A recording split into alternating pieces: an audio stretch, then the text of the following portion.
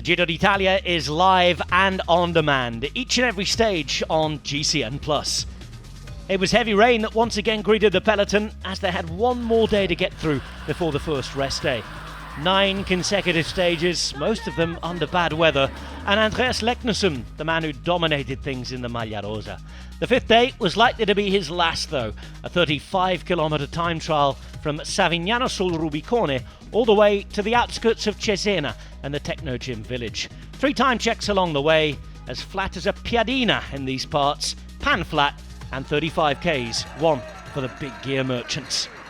And it would be those big gear merchants who'd come to the fore. Stefan Küng and his teammate Bruno Armirail setting the early fast times, and they would take the throne off of Bauke Mollema once they got to the finish line. 41.32 was soon bettered,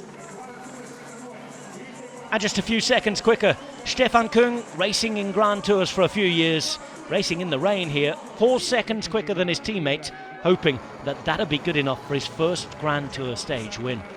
Alexander Vlasov would race really well for Bora Hansgrohe. And Theo Gegenhardt would put in the time trial performance of his career to date. Quicker at all of the time checks on the way through, and quicker at the finish line. 2 seconds faster than Stefan Küng. More disappointment for the Swiss, but for the former Giro d'Italia winner, delight. Geraint Thomas, his teammate, wasn't far behind. And it would be that as far as the timing was concerned as well. 1 second quicker on the finish line. Geraint Thomas in the box seat to win his first ever Giro d'Italia stage.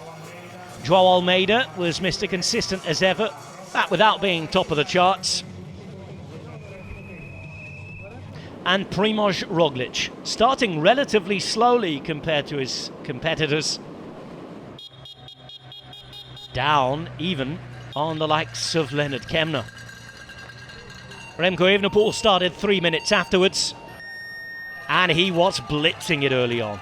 11 seconds quicker than anybody else, over 30 seconds into Roglič. But Roglič would start to pull time back. He'd get quicker as the day went on. A good negative split and a good time trial from the Olympic champion. Evenepoel was starting to slow up a bit, but was still in the shake-up for the time trial stage win. Into the final kilometre, and it was a nervous watch for Thomas and Gegenhardt. It was a fraction of a second in it in Evenepoel's favour.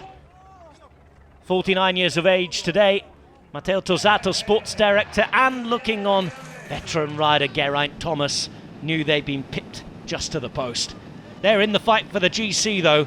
Evenepoel probably would have wanted a bit more time, and Andreas Leknesson, realistic knowing he wouldn't keep the jersey at this day, putting in a really good time trial himself though.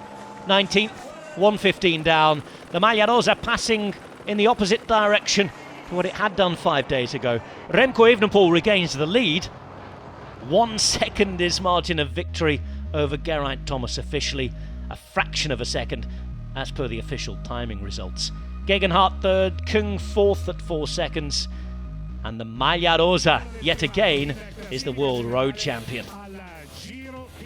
But will it be enough at this stage of the Giro d'Italia? 45 seconds in front of Thomas, 47 in front of Roglič. Gegenhardt's within a minute. Almeida, Leknesson, Vlasov, Caruso, Kemna and Sivakov all within 3 minutes. The Giro d'Italia is on. Stage 10, when we reconvene after the rest day, will be a day that has a really tough start. Over the northern end of the Apennine Hills, passing from Emilia all the way into Tuscany, and a finish at Viareggio by the sea. First part for attackers, second part may be for those who could bring it back for a sprint. Almost 200 kilometres again. And how will those rest day legs be? Remember, you can watch it live and on demand on GCN+.